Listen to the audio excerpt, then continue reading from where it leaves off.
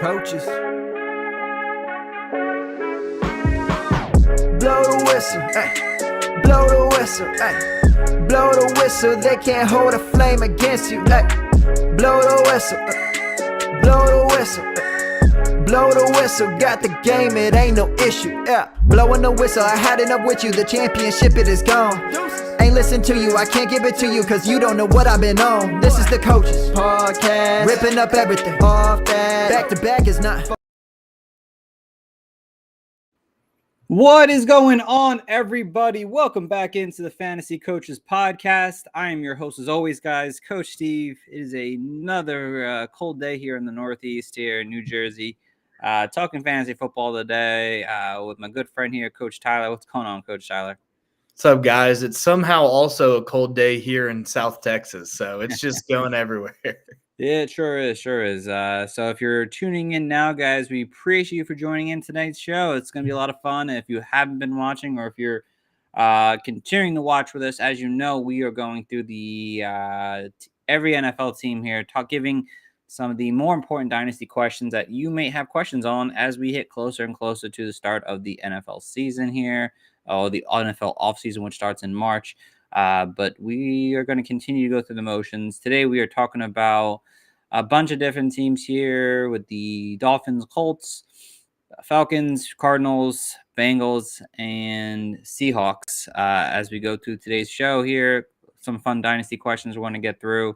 As I usually break down each team like real quickly, and then we'll talk about some more important topics, and we'll get you guys in and out of here in an hour. So tune in for a great show. And of course, if you have any fantasy questions you want to ask us, please do so in the chat, and we will answer them for you on the spot on the air today. So let's just get through the games here, or not the games, but the teams. So starting off here at first with my Miami Dolphins here.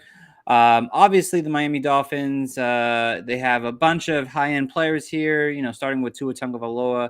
Obviously, major concerns with the concussions, but when he's on the field and playing with his team healthy, Tua has a top 10 upside at quarterback, but obviously the off-the-field issues, not off-the-field issues, but the concussion issues have kind of made him kind of very questionable in fantasy moving forward. Running backs, this Dolphins backfield, obviously Raheem Mostert is now gone here. This slide is a little old, but Raheem Mostert was released this past week, leaving Devon Achane to continue to show off RB1 status in Dynasty right now. And then the hopefulness that those who have drafted Jalen Wright last year, that maybe he can kind of jump up and make more of an impact for this Dolphins team. Wide receiver wise, Tyreek Hill, obviously there was some commotion at the end of the season with him not wanting to be there, but it looks like things are kind of okay right now.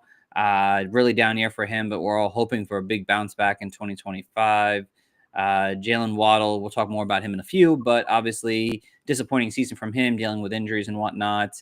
Malik Washington, a rookie from this past year's draft here, flashed a little bit near the end of the season with Jaylen Waddle kind of out of the lineup and Tyreek Hill kind of, in and out of the lineup a little bit himself, but definitely a little bit of an impressive stretch of games he had for the Dolphins. And then obviously the biggest guy, probably the biggest breakout for the Dolphins this past year was Jonnu Smith, another guy we'll talk about very shortly. He had a career year for himself and for the Dolphins as a franchise, at being the most leadingest receiving yards for a tight end in Miami Dolphins history. So really great season from Jonnu Smith here. But we're going to get started here, actually, probably with Jonnu Smith. And the biggest question is, are you buying into 2024 Jonnu Smith? Obviously, this past season, 88 receptions, 884 yards, 8 touchdowns. Obviously, someone who, really wasn't a household name of consistency. We know there were flashes in Tennessee. There were flashes in Atlanta last year. The whole Patriots experiment was atrocious. But this past season, he kind of made the Dolphins tight end position relevant, which wasn't really a position that was very relevant in fantasy football. So, Coach Tyler, are you buying into Jonnu Smith's 2024 season, or is this time a great time to kind of sell off on the 29-year-old, I believe now, tight end? Yeah, personally, I see him as a sell-high player. You look at, like you said, he hasn't been an image of consistency really ever in his career. There's been constant flashes, and, we have his highest fantasy finish over an 8-season career. And, it's his highest finish since 2020, which, that season was wonky as it was. But in PPR leagues, he finished as the number 16 overall tight end with 41 receptions and 448, matching his 8 touchdowns. But I just don't see the value for Jonnu Smith getting any higher. If you're a contender and you have no other options at tight end, I would obviously have him as a hold unless you can really pivot your way into either someone younger or someone who has a little bit more of a history of consistency. But outside of being in that range or really just being a contender that's a tight end away and you can't go get, a Trey McBride, or even if you're looking on the older end, the cheaper side, George Kittle, Jonnu Smith is not someone that I would want to buy into when this is, the first time in 8 years that you can really get a lot of value for him. Obviously, like you said, there's been sort of a roller coaster with Tyreek Hill. He's kind of approaching that age that he said that he wanted to retire anyways. He's, a season or two off of that. And just the frustrations with the Dolphins and, the team as a whole, the finishes that they've had over the last few years. Obviously, that weighs into this in the fact of if Tyreek Hill's not there, these numbers could almost be copy and pasted again for Jonnu Smith next year, just because they would need a second option outside of Jaylen Waddle. But I really don't see a better time to sell Jonnu Smith than right now. No, that's fair to say. I mean, obviously coming off a really big season, already an older player. So if you kind of in the middle of the road kind of team for fantasy, obviously you have a lot of decision making to kind of make with him. Obviously we saw Jaylen Waddle kind of have that down season here, only 700 yards and 3 touchdowns. You have to assume that he's going to probably jump back up, seeing over 1,000 yards and hopefully doubling his touchdown output from 2024. So what does that leave? Does that mean they get away from Devon Achane? I doubt it. Devon Achane has been kind of that safety net for the Dolphins this past season here. I doubt they move away from that. But the Dolphins kind of have to make a decision on if they're going to continue to be this short area team or they're going to try to get back to airing the ball out, because that's where their fantasy success came from, was airing the ball downfield and making big plays with Tyreek and Jaylen Waddle here. So hopefully having both those guys healthy. Obviously, we know Hill had a wrist injury and Jaylen Waddle was dealing with injuries all the season long. You have to assume that they're kind of going to get back a little bit to getting the ball to those guys. They didn't have the backup quarterbacks they even considered throwing the ball deep downfield. I know Smith had a couple of great games with Tua, but seeing Tua for hopefully 17 games next year, you have to assume that they're going to continue to try to get back to airing the ball downfield, which means Hill and Waddle are going to have that more success. Jonnu could still have a pretty decent season for a tight end. This was a guy who from like week 6 on was tight end 1 in fantasy football. I don't think you're going to see tight end 1 in fantasy football for Jonnu Smith next year, but can he be still a top 12 tight end? Sure, absolutely. But this is the time to go out there, trade a 2nd round pick for him, trade for a young player who has upside that really hasn't gone off yet. Look to use Jonnu Smith to package him for potentially a better pick or a better player that you want on your dynasty team here, because he's already 29. He's going into the final year of his contract with Miami. Sure, he'll be 30 next year, but, is he really going to see another big contract for him at 30 years old? Not really sure if that's going to be the case here. Inconsistencies for him got me concerned about his long-term value, but definitely not probably buying Jonnu Smith right now, but he's probably a better sell-off, like Coach Tyler said. And this is the year and the draft class to do it. With the amount of tight ends that every analyst is putting out there is, NFL ready. Just the switch in what we've seen in tight ends, getting that, if you could work an earlier 2nd round pick into it, getting that earlier 2nd round pick, you've got guys there that are projected, top 3 rounds that will hopefully get you around the same production within the next 2 to 3 years. Absolutely. All right. Over our next one, as we talk about obviously selling high on Jonnu Smith, Jaylen Waddle, obviously kind of mentioned him a lot already at this point, really down season for him, someone who's had 1,000 yards all 3 years prior to this past year of receiving yards. Obviously, has been kind of a little bit of a boom or bust play with Tyreek Hill on the field, but, is this a great time of year right now, for you, Coach Tyler, in Dynasty, to go out and buy low on Jaylen Waddle? Or is he a buy low option for you right now? I think he is a buy low option for me. Kind of like we said with Tyreek Hill, not only is he getting, he's not getting any younger. He somehow is maintaining the speed, which is insane, but he's not getting any younger. And he's been very vocal for the last few years on the fact of, he doesn't want to play deep into his 30s. He doesn't want to play, really longer than a set date that he has. Now, I'm sure that he could be talked out of that. If Miami starts making Super Bowl runs, I'm sure he could be brought back. But he is closer to the end of his career than most people want to recognize or realize. And then the animosity with the Dolphins, coaching and play calling and front office and everything that he, was talking about at the end of the year. He says that it's resolved now, but we don't know if he's going to be a Miami Dolphin next year. Obviously all signs as of right now would point to him being a Miami Dolphin, but there's a chance that Jaylen Waddle is finally the wide receiver 1 on this team. And, like you said, he had a down year. It's his first year under 1,000 yards. And there was a lot of efficiency lost this season. That's, with the injury and lingering injuries, that really accounted to a loss of efficiency in his receptions and his work downfield and his ability to extend a play after the catch. So I think Jaylen Waddle is a buy low, especially coming off the season that he's had.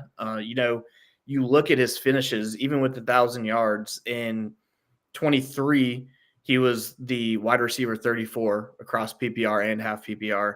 And then this past year, he was wide receiver 46 across both of them. And so, Jaylen Waddle is a great name. He's tied to a, young offensive-minded coach that really, is able to set the game on fire sometimes. But I think name value is going to still keep his price, not at the point that you would have a lot of receivers that had 2 consistent years like that, 2 consistent fantasy finishes like that.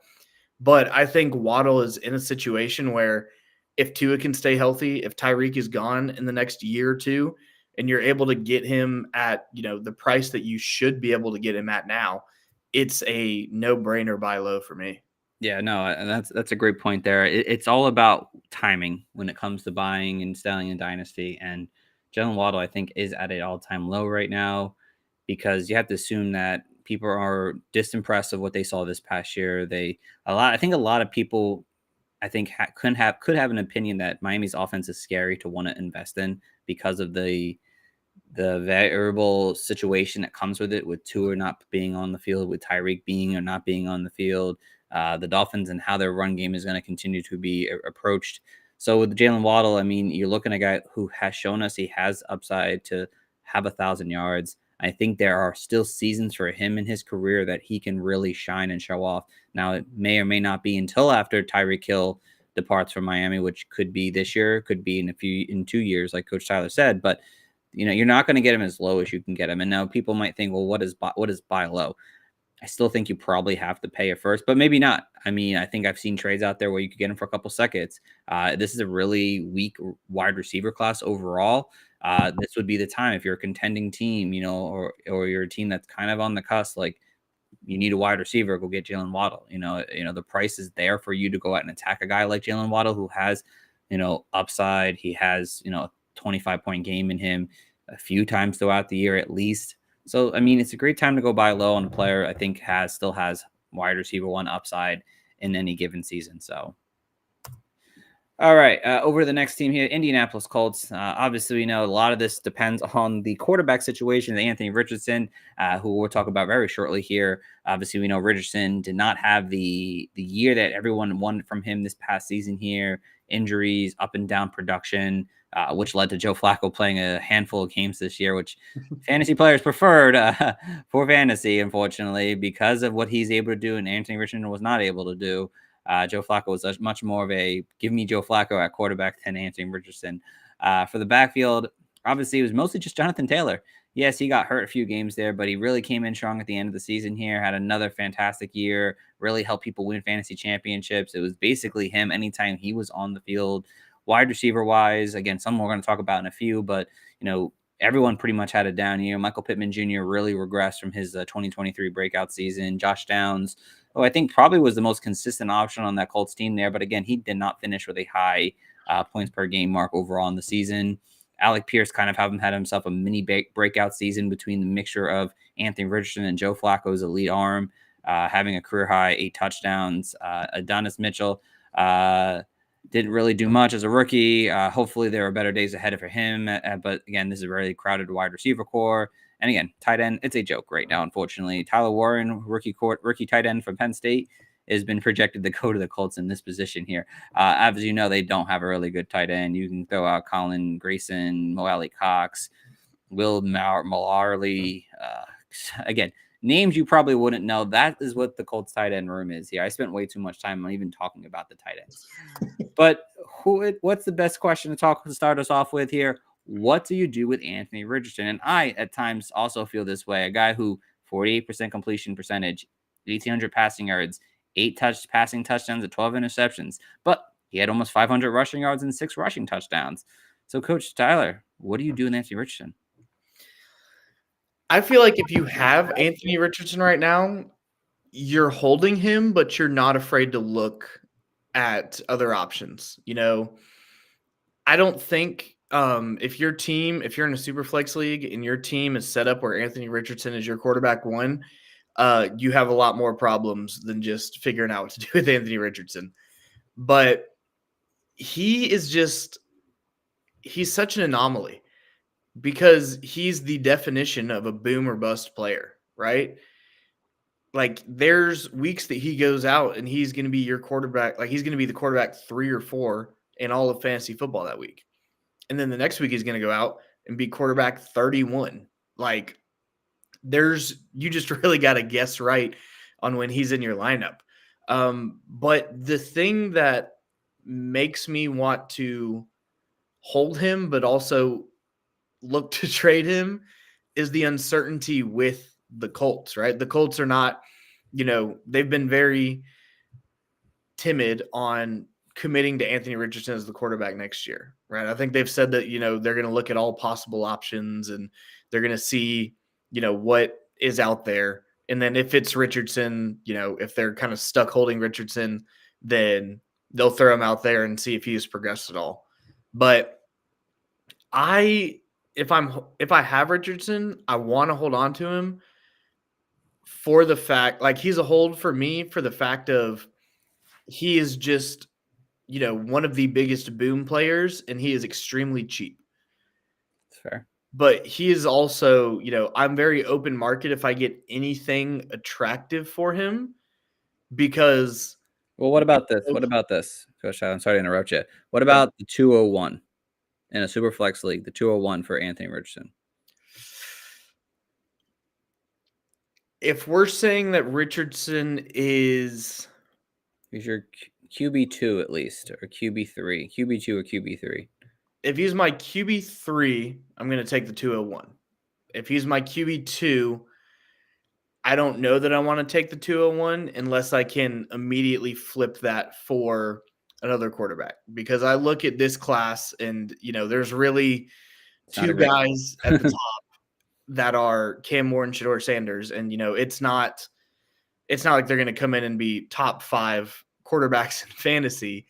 So you have them as, you're not getting a quarterback that's going to immediately become your QB2 at the 201 unless say Quinn Ewers or someone just blows up straight out the gate. But if I can take the 201 and immediately flip that for, someone worth having at the quarterback position, then I'm all right for it. But I'm also not against pairing Anthony Richardson with anything of value and then using that to ship him off and get, any kind of return for him. Right. No, I get you. Oh, look at this.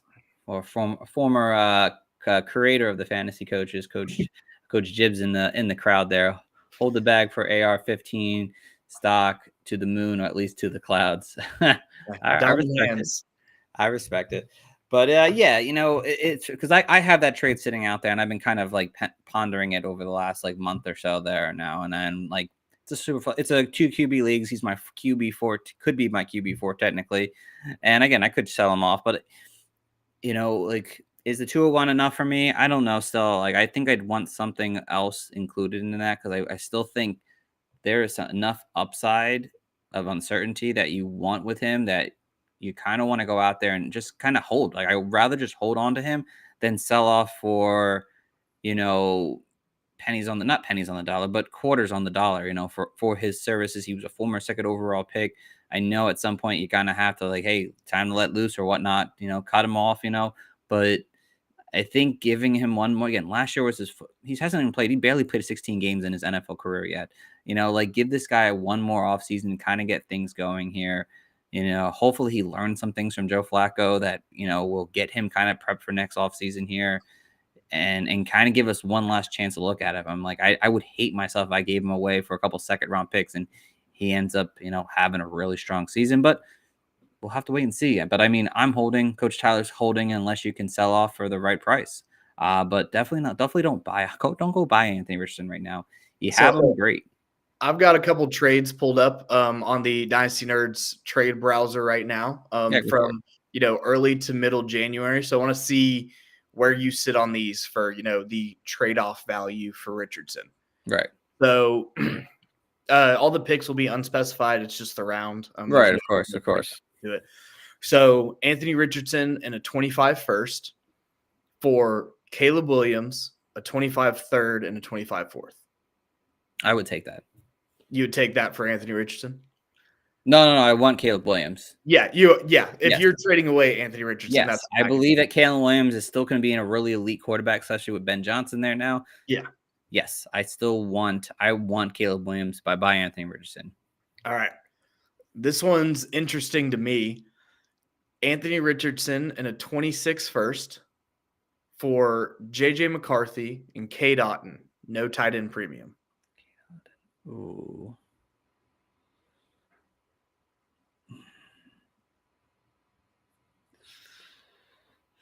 That one's definitely tougher because I still don't know if JJ McCarthy is even going to start. I feel like Anthony Richardson at this point still has a better chance to start in 2025 than JJ McCarthy. And just because it seems like the Vikings are linked to so many people, like, Sam Donald could be back. Aaron Rodgers has been speculated going out to Minnesota potentially. Like I feel like there's so much more uncertainty with JJ starting in 2025 that he's like more like a Jordan Lover, where if you're doing that, you're tanking for a year or two more, but you're giving up a first to do it. I don't really want to do that.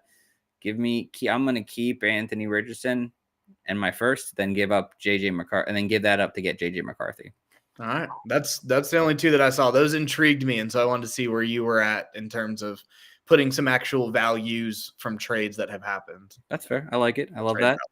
All right. So let's get to the next question here. Are you buying low on the Colts wide receivers? Or are you staying away? Obviously, we're talking about guys like Michael Pittman Jr., who had this past season 800 yards and 3 touchdowns. Josh Downs, who had 800 yards and 5 touchdowns. And they had Alec Pierce, who I believe is a free agent.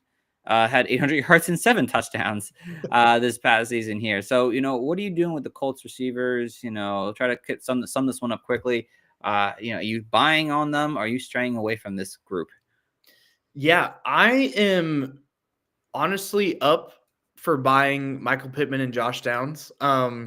Pittman did have, a down year compared to where he's been. He's been a solid wide receiver 2 for you. And then this year is just, was what it is, right? We see it on there, only 3 touchdowns, the 800 yards, well below all his, normal averages. But I think with the non-committal attitude of the Colts towards Anthony Richardson being their quarterback, if they bring anyone else in, I feel like those numbers go up for Michael Pittman. And honestly, same thing for Josh Downs. When he's healthy, when he's able to be on the field, that dude he just finds magical ways to get open. That's true. It makes no sense watching him. And so those are both guys that I would be up for buying. Alec Pierce, he was just, the big play threat. Anthony Richardson can throw the ball 70 yards. Let's send Alec Pierce down there, and he's the tallest one, so he'll catch it. Yeah. So I'm really okay with buying low on. I put it as Michael Pittman and then Josh Downs. Pittman does have a little bit more age to him, but we've also seen more consistent fantasy finishes from him, and more of an ability to stay healthy for the most part. So I put it by Pittman first and then Downs, and then I'm staying away from Alec Pierce. Yeah, no, Alec Pierce is, unfortunately, he's just kind of like a throw-in option. I don't even think people would be I'd be shocked if anyone's like, oh, I want Alec Pierce on my team. But yeah, I mean, I'm kind of more on going after Josh Downs. I think the value, surprisingly, like things I've seen on Dynasty Nerds on their trade calculator, the value and the trades that are getting thrown out there for Josh Downs are a lot more favorable, in my opinion. Someone, again, he had, he had 3 more receptions than Michael Pittman, and he missed 3 games. Michael Pittman missed 1, but he missed 2 games. He actually had more targets from week 3 on than Michael Pittman did. I feel like Michael Pittman was a bit of a product of, opportunity the last few years, and hence why he had big seasons or solid seasons in 22 and 23. Now you have players who's kind of stepping up like Josh Downs. Again, Alec Pierce is gone, so I don't know what that's going to do. Do they bring in another wide receiver? Do they bring in an elite tight end from this rookie class to kind of compete here? So maybe Michael Pittman's a little bit more like, I'm okay if I don't go after him. And if he comes at the right value, sure. But I feel like Josh Downs was the guy who kind of was a little bit more of a consistent factor with Anthony Richardson and Joe Flacco, compared to Michael Pittman kind of struggling with Anthony Richardson and thriving with Joe Flacco. And I don't think Joe Flacco is playing 17 games next year. So Michael Pittman's going to be a little more scary for me in terms of his consistency and how I see that with Anthony Richardson, while it looked like Josh Downs was a bit of a more of a consistent factor with Anthony Richardson. So again, if you can get him for a second, third, I think I saw him go for 2/3 on Dynasty Nerds. I want the Josh Downs route, as I feel like his production is going to be more consistent no matter who plays quarterback well. Michael Pittman may be quarterback dependent right now. So it's kind of how I see this Colts team here. So, but let's get over to our next team here, the Atlanta Falcons here. Obviously, the Falcons have a big decision to make, or I think they already made that decision. Kirk Cousins is like he's going to be a cut candidate or trade candidate at some point this offseason. Don't know when, but the team is going to go with Michael Penix, who, again, we'll talk about in a little bit here. Kirk Cousins, really terrible season, unless he would play in the Buccaneers. Michael Penix had a couple games in, looked really good in week 18, but week 18 is week 18. Running backs, obviously Bijan Robinson really ascended to the RB1 in Dynasty football for a lot of people, I think, moving forward, at least for this next season or two here. Really looked like the workhorse back that everyone loved out of him coming out of college. Like Tyler Algier kind of just floated around back there. Still a really good running back. Wide receiver-wise, Drake London. Again, people are saying he's going to break out this year, and sure enough, he did. Had a fantastic season, finally getting a little bit more in terms of that touchdown factor here. Really good year. Obviously, everyone remembers the week 18 when he finished with like 45 fantasy points. Darnell Mooney, kind of a nice comeback season from him. Obviously, struggling the last few years in Chicago, really kind of stepped up and had that flex value. Ray McLeod also had some flex value at weeks. Kyle Pitts, still disappointed from him overall. But again, we'll talk about him in another few minutes here. So let's keep it moving here. And our first question for the Falcons is I guess I didn't read that right, but can Michael Penix be a QB1 in fantasy? As much as I love Penix, I am going to have to say no for next season. Okay. They have the talent. You've got, obviously, Drake London coming off a great year. He's definitely been progressing as a receiver in the NFL season by season. You have, arguably the best check down option available in the NFL in Bijan Robinson. Darnell Mooney, blew up, showed a lot of flashes with this Falcons offense. And then you have a guy that we're going to talk about in a second, and Kyle Pitts, that he's out there. But I don't know if I saw enough from Penix in his 3 weeks of starting to say that he is going to outright be a QB1 next season. I think that he has the mentals and he has the physicals. but I think he just needs to be in more situations to get up to that game speed. You look at the teams that he played and the defenses he went against. He went against the Giants defense, who, aren't the worst in the league, but they're not outstanding. Went up against Washington, who had a very, strong late season push. So that was a fairly good defense. And then he went up against Carolina. So, we didn't see him go against, extremely high level defenses and struggle as a rookie, right? We saw him go against three, middle of the road to subpar defenses.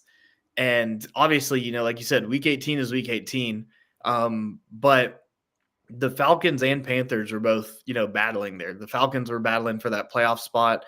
I want to say they won the division if they won week 18 over the Buccaneers, if I remember that right. I think so. The Falcons were. I think the Bucs had to lose that game. I think. Yeah, it may have been they played at the same time, and so it was kind of you had to win and then them lose. But whatever it was, the Falcons were playing for their lives at that point, and that's why they threw in Michael Penix in Week 16. They wanted to make that playoff push and say, this guy gives us some more juice. But those first two games, we see 202 passing yards and a pick, and then 223, a touchdown and a pick.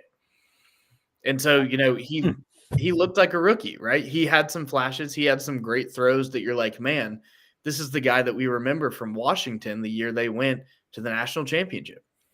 But also, you remember that he is, playing in his first real snaps in the NFL. He had some flashes during his first preseason game, and then they sat him for the rest of the preseason. So outside of practices, he wasn't seeing really any actual game time competition until week 16. Right. But, the last week does give you hope. You see 312 and 2 touchdowns, still has a pick. I honestly want to say, if I remember it right, 2 of his 3 picks were they bounced off the hands of their receivers, which I know one of them was one was Kyle Pitts. Yeah.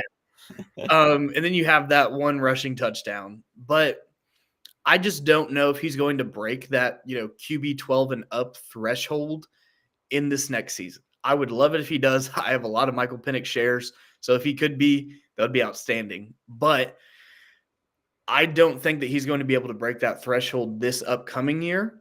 Now, 2026, I have all the faith in the world if the Falcons are able to keep their core and everyone is healthy and still as athletic and amazing as they are right now, that he could easily break that. But I think he needs that true, almost rookie season. He has the 3 games under his belt, but he needs to go through an entire year still.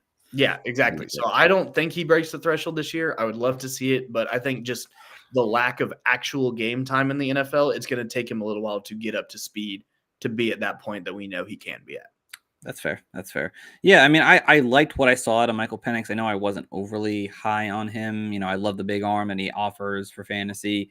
And obviously fits this kind of Falcons team here. But my issues were the rushing floor. And again, didn't really run the ball all that much there. If you're going to be a QB1, you got to have at least some nowadays you got to have at least some kind of rushing floor.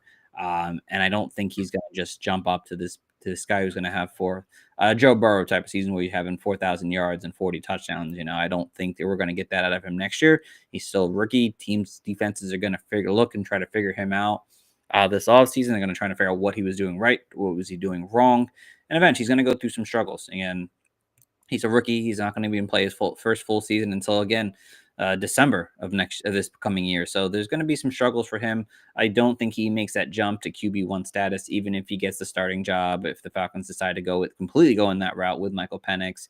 But those who are, thinking that he was going to, I think this is a great sell high window.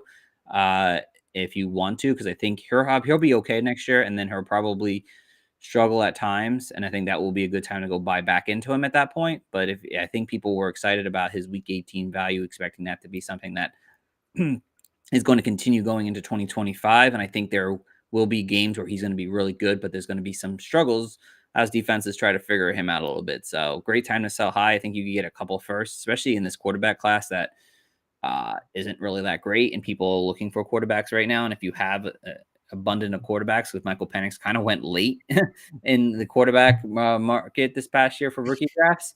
You might be able to sell high and then rebuy into them when the value kind of drops a little bit in the season. So, all right. Next one, let's get this one up real quick here. Kyle Pitts, is he still a tight end asset, Coach Tyler? Kyle Pitts is the most frustrating player in the world because every year you want him to be good, and every year he just disappoints you. I'm personally going to say no.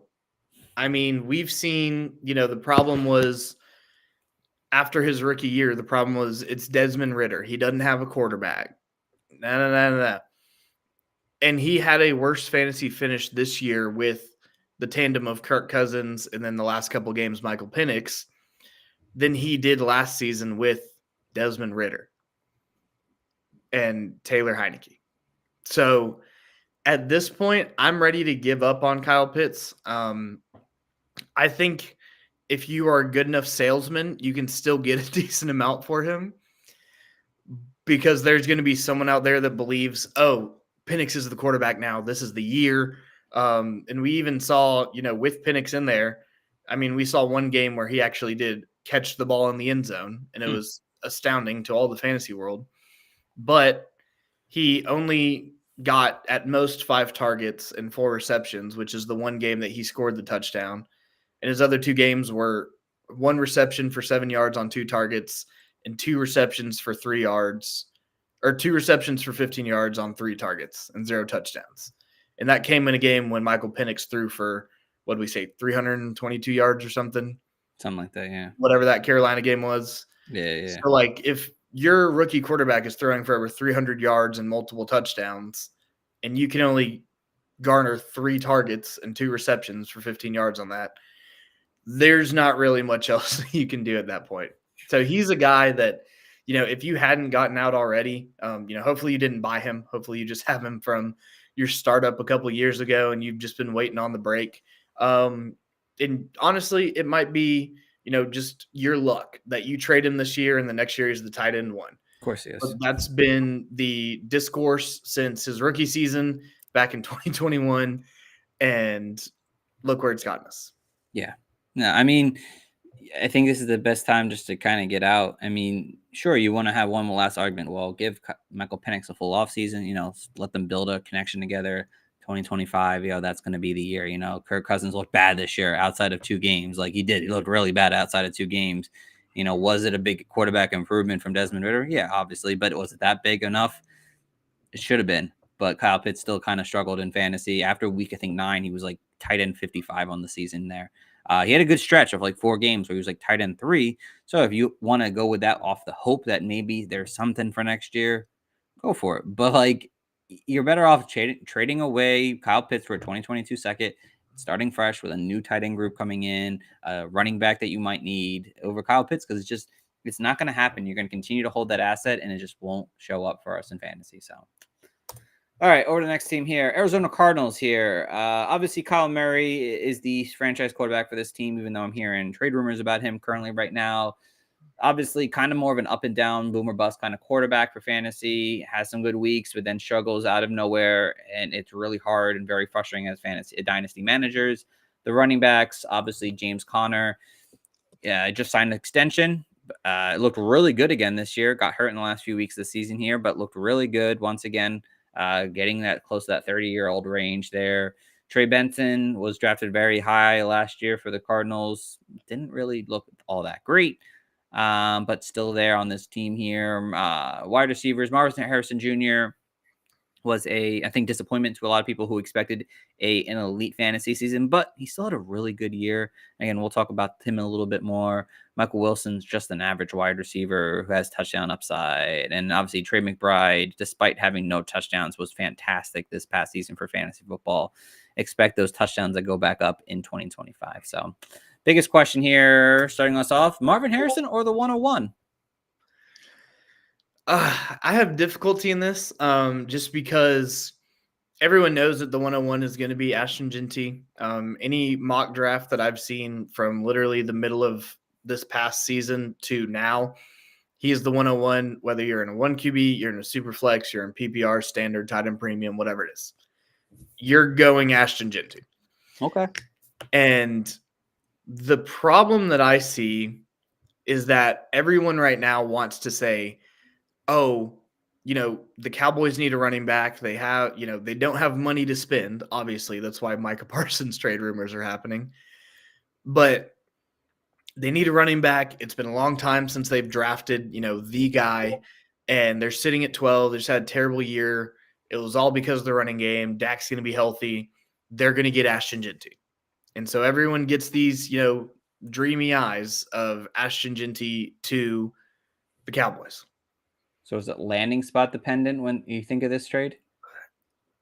Almost. I feel like there's not too many places that would surprise me that he would end up as, that I would take Marvin Harrison over the 101. Right. I believe Ashton Genty is that guy. Okay. I believe he's going to live up to that 101 name. And I think that Marvin Harrison being tied to Kyler Murray hurts his value. As we saw this year, whenever the quarterback of a team that has very seldom had great running or great receivers say of his, rookie receiver that his team took it 4th overall, it's not my job to get him the ball. I feel like that's just not what you want to hear from the quarterback of the guy that you just picked 101. But there's a couple landing spots for Genty that are the ones that make sense. What I've learned and what people should have learned, if you're looking at the draft from a fantasy perspective, is it's almost never going to go the way that fantasy players want it to go. And so, people are getting the starry eyes of, Ashton Genty at 12 to the Cowboys, maybe even as early as Ashton Genty at like 6 to the Raiders. But, if history tells us anything, it's going to be Ashton Genty to some random team that is going to pull a Zach Charbonnet, and then he's going to be, competing for touches. Well, let's say before the NFL draft, someone offers you the 101 so say you have the 101 and someone offers you Marvin Harrison Jr. Are you taking it? I think I'm honestly going to hold the 101. Okay. I had Marvin Harrison on multiple teams last year, and in any of my competing teams, I traded Marvin Harrison away just because I didn't see the ability for him to flourish into what he should be with Kyler Murray in that current offense. I'm not saying that he can't improve. We saw wide receiver 30 in your PPR, wide receiver 29 in your half PPR leagues. So it's not like he had this, terrible wide receiver 75. This guy is abysmal season. But I don't think that Kyler Murray, unless he really changes his attitude about getting Marvin Harrison the ball, is going to elevate that offense to the point where Marvin Harrison is going to be a beneficiary in the fact of getting up to where everyone projected him out to be. So I would rather take my chances with Ashton Genty, who is the full 3-down back and who just had one of the greatest running back seasons in college football, and, take the chance of, hey, if I had the 101 last year and I got Marvin Harrison, I'm ready to reload with Ashton Genty and figure out what I'm going to do with the 101 this year. Okay, that's fair. All right, my next question here. Last year, obviously, the Cardinals took on Trey Benson, highly regarded running back from the 2024 class here. I think he was like top 2 for the most part, top 3 in a lot of people's rankings as of rookie running backs here. Obviously, not really much to brag about in his rookie year. And, at times it looked like he was not even the second option behind James Conner. And then midseason, the Cardinals go and say, hey, James Conner, we're going to give you another 3 years. Here you go. So are you buying on to Trey Benson right now? Are you buying him based off the talent, or are you buying basically, or if you were buying, is it based off the talent, or are you buying him based off James Conner's probably going to get hurt? I should probably buy Trey Benson now. Or are you not buying at all and you don't think he's going to be that great?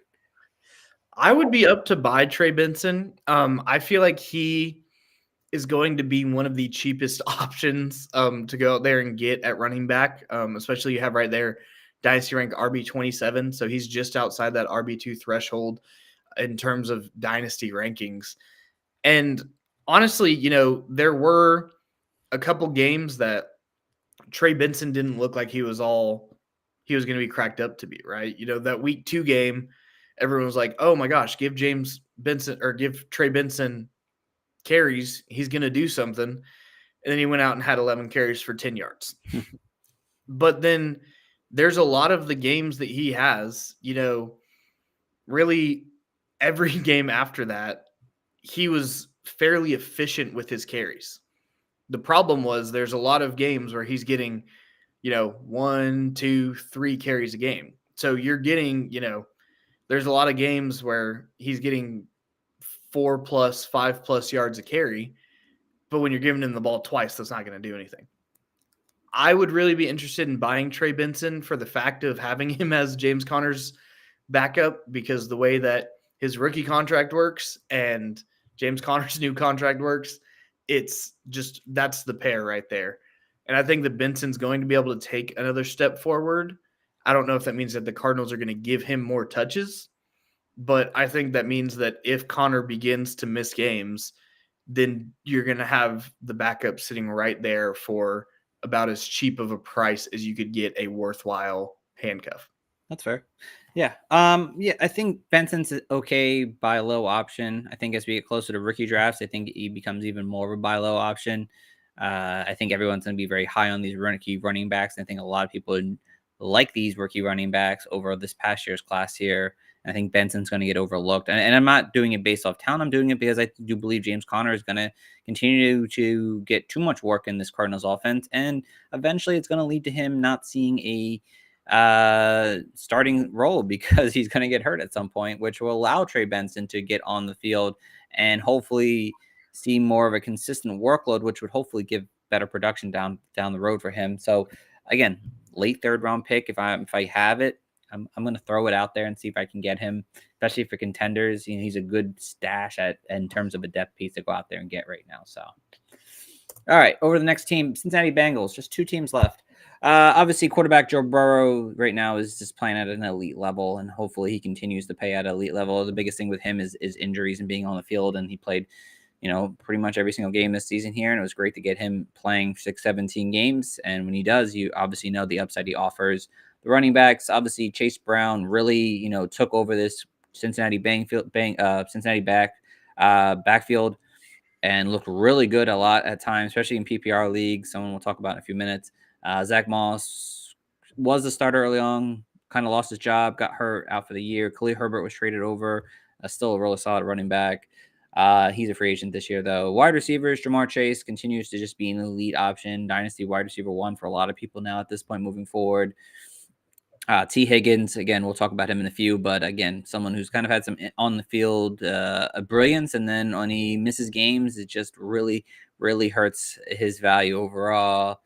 Andres Ilovich, I can't say his last name for my life, but the Princeton guy, wide receiver, 3rd option for the Cincinnati Bengals. As soon as you say it, or someone says it, I'll be like, damn, I know what it is too. But he could have a step up there. Jermaine Burton could have a step up if Tee Higgins are gone. I hear that the Bengals might franchise Tee Higgins, so we'll see.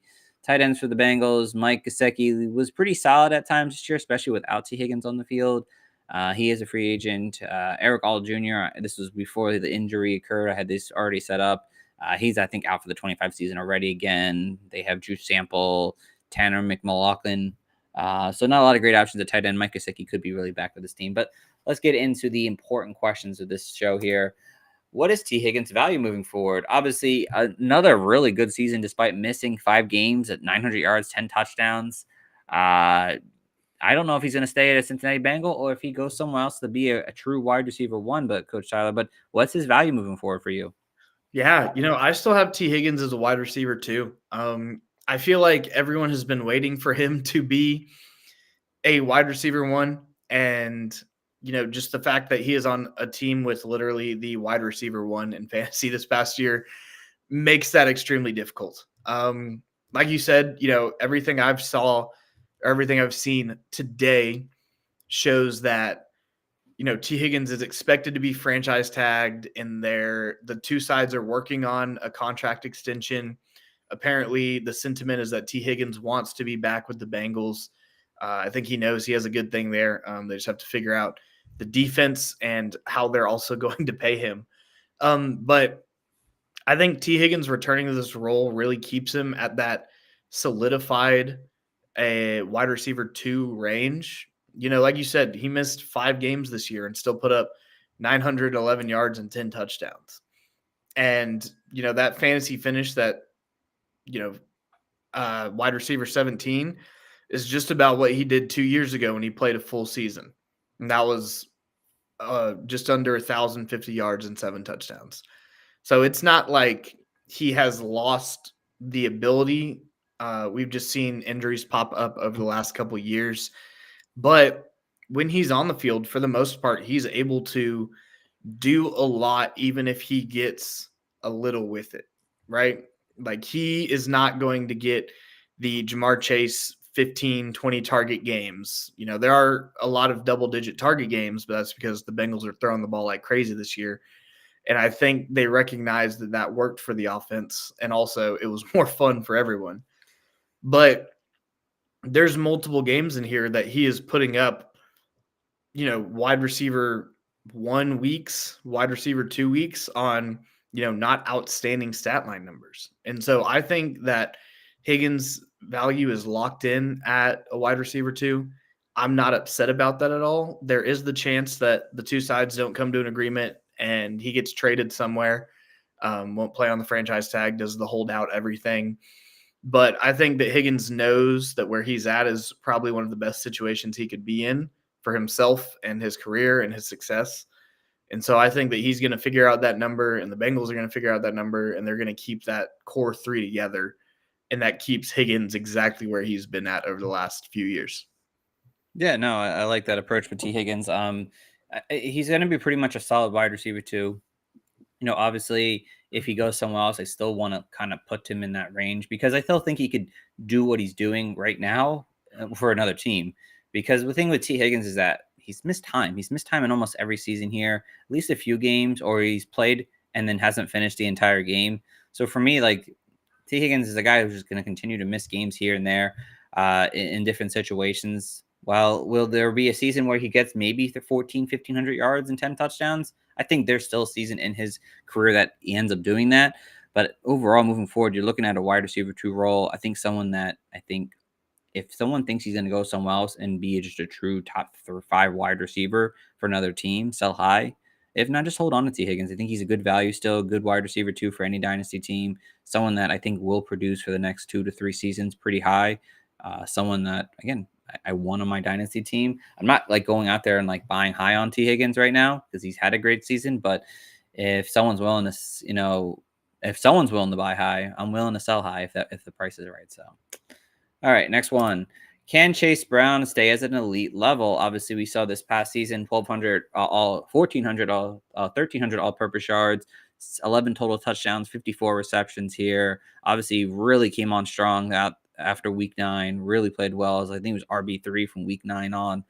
But Coach Tyler, can Chase Brown stay at this elite level?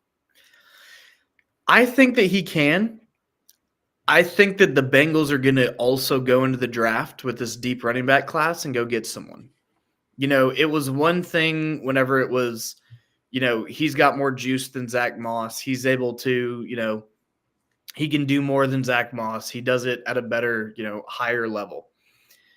And then, Zach Moss destroys his neck, and it's like, all right, Chase Brown, this is your backfield. And he ran with it, right? Like you said, running back 3 after week 9, which I think is right after the injury occurred. Yep. But I also think that Cincinnati recognizes that Zach Moss probably isn't playing this next year. If he is, he's coming in late in the season. And I don't know. I know they've done it in the past. I don't know if you want to take, Travion Williams or whoever that running back 2 that they have on their depth chart currently is in as your wide receiver, or as your running back 2. And so I think they're going to go into the draft and get someone. Now, whether that's getting them in the early 3rd round or getting them in the middle of the 6th, that's to be seen. But with as deep of a running back class as there is, I think that the Bengals are going to draft someone at some point. I would put a bet on somewhere in the first 4 rounds. And, I would honestly like the odds of somewhere between round 2 and 3, just because of the amount of talent that's there. I don't think that demeans Chase Brown in terms of being able to continue at a high level.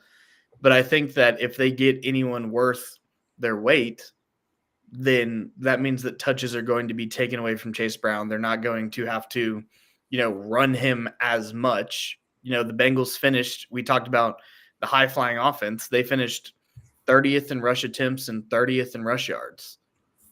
And so even with the lowest numbers in the league, Chase Brown was elite. So if that offense gets a little bit more balanced with another running back coming in, I don't see why Chase Brown couldn't stay where he's at. No, I get it. I think for me with Chase Brown is that he's someone I'm definitely okay to sell high on. I really wasn't overly hyped to get him on my team here. Obviously, he ran solid, 7 touchdowns, solid season out of him. 54 receptions is a nice way to have for a running back, especially in PPR leagues. That's going to get you a lot more fantasy points overall here. And I think there were so many times where he just got checked down very quickly in a lot of games here, especially with Joe Burrow throwing the ball a ton this past year. But I think the Browns are going to go out there and get someone. I really do believe, whether it's free agency, whether if it's in the NFL draft, which is the more likely approach that they're going to do, they're going to bring someone in. And if they bring someone in the first 4 rounds, I think they're going to use that guy in comparison with Chase Brown on the field here. Obviously, they were doing it with Zach Moss for a little bit. Obviously, that didn't work out for Zach Moss. In his situation, they traded for Khalil Herbert. They didn't have to trade for Khalil Herbert. Didn't have to give up a pick and not use the guy. But it was pretty clear that he didn't fit their plans in this backfield here. So I think they're going to bring out somebody in, whether it's someone who's maybe a more, twitchy kind of player who can kind of explode. There were definitely times where Chase Brown had high carries, but finished under 4 yards a carry. I think they're going to bring someone who has more an explosive play to their game here, which there's a lot of good running backs in this rookie class that can do. So I think Chase Brown, I don't think he stays at this elite level. And if I can get him for a 1st and a 2nd round pick right now, sign me up.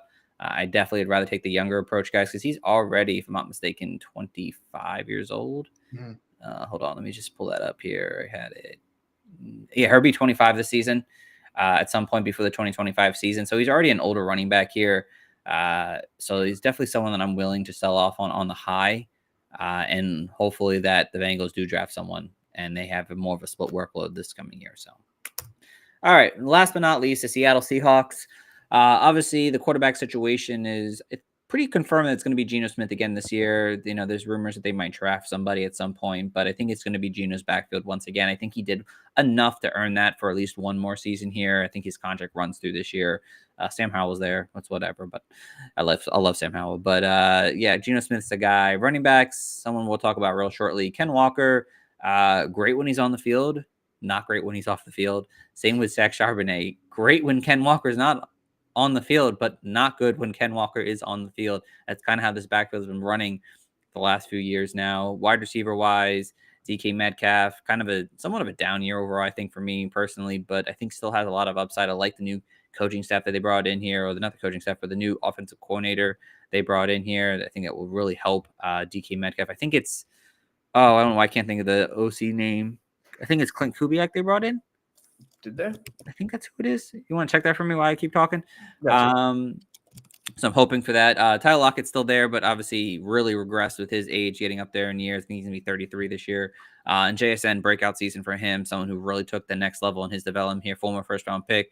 Looked really good for fantasy this past season. Someone we'll talk about in a few. And then Noah Fant, kind of just been an average tight end since joining Seattle. AJ Barner kind of flashed a little bit as a rookie, but obviously this is still Noah Fant's team. But did you get that information? Yes, it is Clint Kubiak. I remember. All right, yeah. So we saw it in Seattle, a lot of downfield throws. So something that Metcalf can really stride on. But let's get into some of the important questions here. Starting off with, is this JSN's team now? Is JSN to you, Coach Tyler, the wide receiver 1 on this team, or is it still DK Metcalf? I am very happy to say that JSN is the wide receiver one on this team. He's a guy that I personally have watched since high school.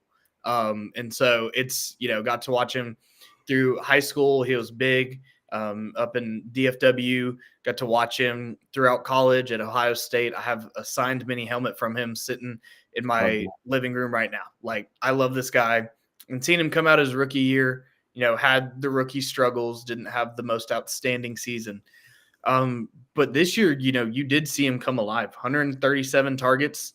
He out-received DK Metcalf, who was the wide receiver 2 behind him, by just under 200 yards. Out-targeted him by just under 35 targets, and had one more touchdown through the receiving game. So he was the focal point of this passing game. And he finally took that step up. Tyler Lockett took that step back. You saw, I want to say it was week 17, week 18. He wore his cleats that everyone took as the homage to him retiring. So we'll see if he's even back with the team. But that was really the step that people thought it was going to take. JSN needed to surpass Tyler Lockett to be a, known name in this offense, to be a utilized piece that's helpful for fantasy.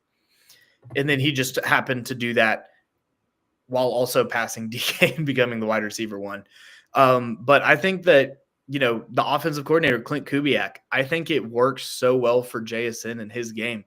Clint Kubiak, coming from the Saints, the one person everyone was excited for and, thought would get a boost in fantasy for the Saints when Clint Kubiak came in, was Chris Olave, right? JSN's teammate at Ohio State, play a lot of the similar game. And, Clint Kubiak is all about the motion, right? He's trying to get the best matchups for his players. And I think that sending a guy like JSN in motion into a slot position is going to be, a lot more advantageous and make a lot more sense than trying to work DK Metcalf into the slot somewhere. That's true. You don't want that. So I think it does boost DK's, numbers. I think it boosts his production. But at the same time, I think with what we saw this past season and the offensive coordinator hire, I feel like it's just JSN at this point. Yeah, I love that. I think it is JSN's team too. Don't get me wrong. I think DK Metcalf's a great buy low, but JSN, it did take a few weeks for him to get going. He was like wide receiver 49 prior to Metcalf going down, and then Metcalf went down for a few games, and then JSN just exploded wide receiver 7 from week 8 on. And I think that kind of just showed the passing of the torch in my opinion, that JSN, this is going to be his team moving forward here now. We want to see more touchdowns out of him overall, but I think there's some upside, especially with the new coaching changes. Someone who was like 28th in air yards, expect that to jump. I think this team, will be in a better position to score touchdowns. They do like to run the ball near the goal line a lot. I think that could change this year under Clint Kubiak, where there's more big playability for both these teams here. And JSN has that yards after catch ability. He's 9th in yards after catch. Someone they're going to get him in space in different areas. And again, we saw he had 100 receptions this past season here. Fantastic.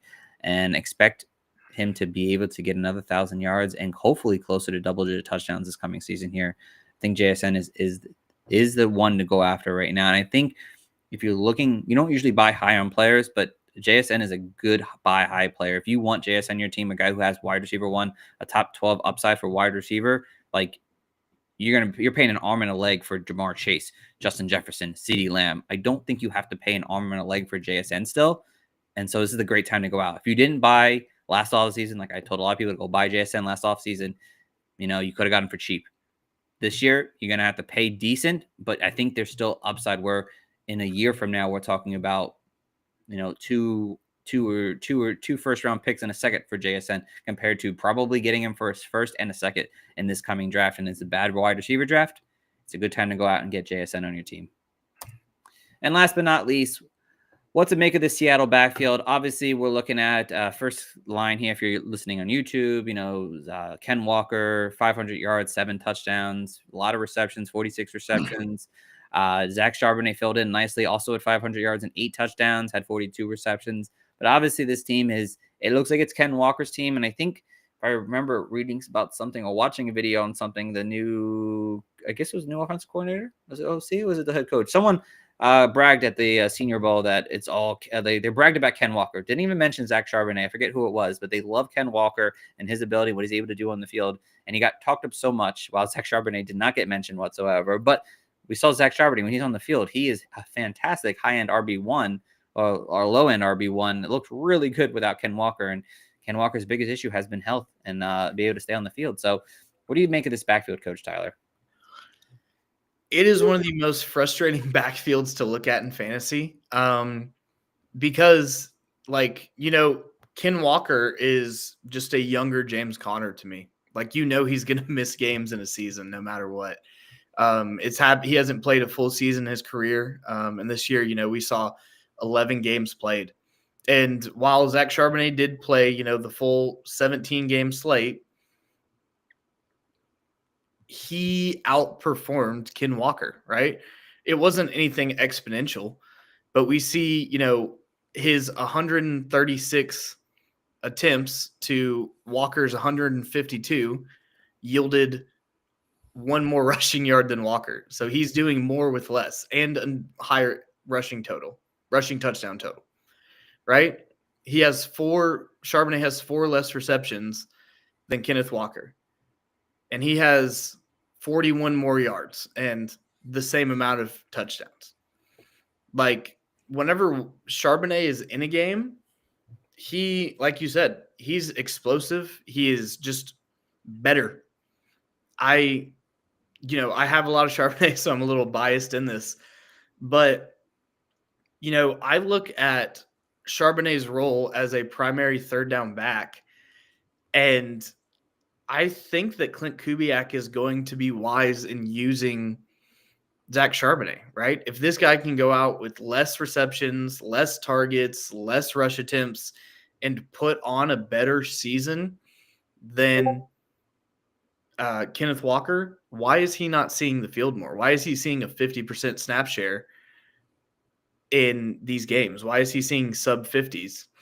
And so I think that Walker is going to hold that job just because Seattle's got to ride out that contract.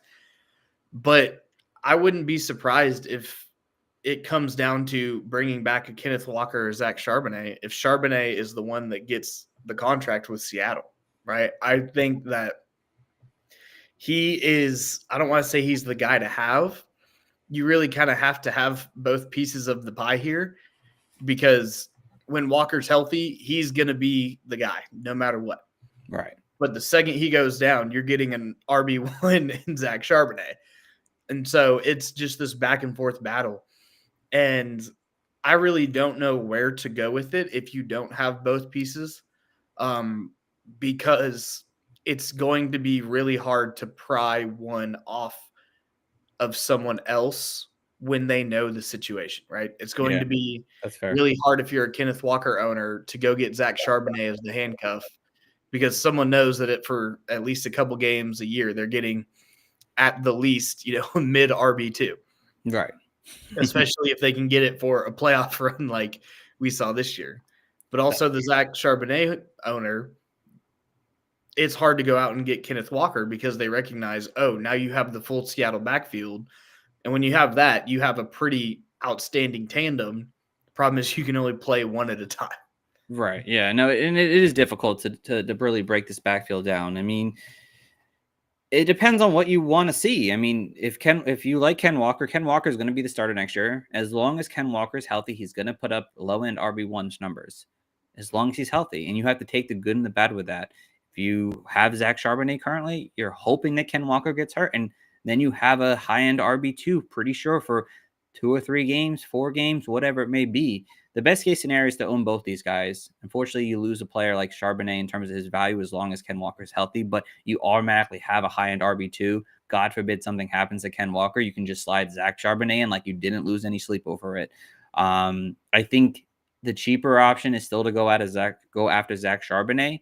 It might not be the best time right now because he played pretty well this season, but as we get closer to rookie drafts, people are worried about the rookies. Charbonnet's value probably will drop more. Ken Walker's value probably is dropping a little bit as well. The cheaper option to go after Zach Charbonnet. But if you really want an RB1 player, Ken Walker's that guy right now, but you're going to have to pay a little bit more than buying absolutely dirt cheap, probably in 2 or 3 months for Zach Charbonnet.